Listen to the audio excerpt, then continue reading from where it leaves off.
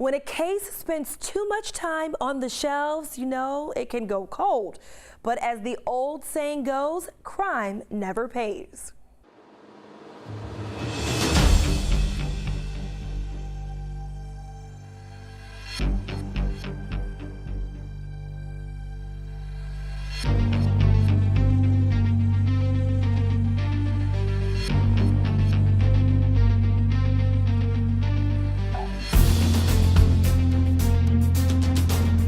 Tucked away in this conference room, these men have made it their mission to seek justice.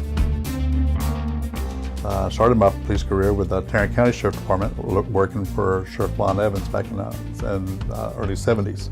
And it sort of gets in your blood after 30 some odd years of law enforcement.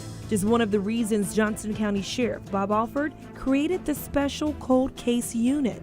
When I first took office, I asked for all the unsolved cases to be brought in. These guys were all retired.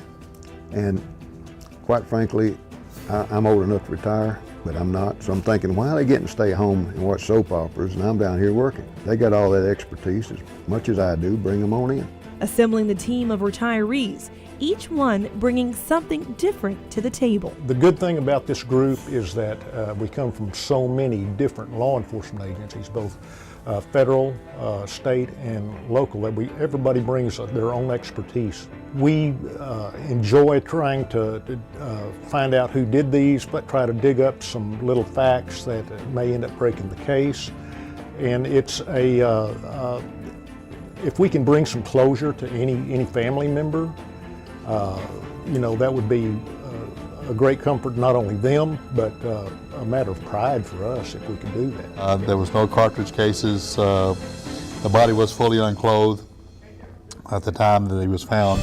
And the reward we get from this is when a family comes up and they cannot believe that half a dozen or a dozen men are still interested in solving a case of their loved one that was murdered, say, back in 1972. It's been 9 years since the team first started meeting. I know that if it was one of my loved ones that was murdered or whatever, I would want, you know, the agency to do their darndest and do their best in trying to get this thing resolved. So far, they haven't solved any of the cold cases. Unfortunately, the longer the case sits on one of these files here behind me, the colder it gets. A lot of times our witnesses are deceased, the evidence has been destroyed or lost. There's records have been lost or misfiled or whatever. Fighting against these odds, the men say they won't sleep until the families of the victims have closure. One of those cases filing on my desk, when I went through them, I'm thinking, this one could be, there's possibilities here. The very next day, the daughter of one of the victims of about a 15-year-old case come to my office and said, hey, you're the new sheriff. And my mother was killed years ago. Nobody's ever solved it.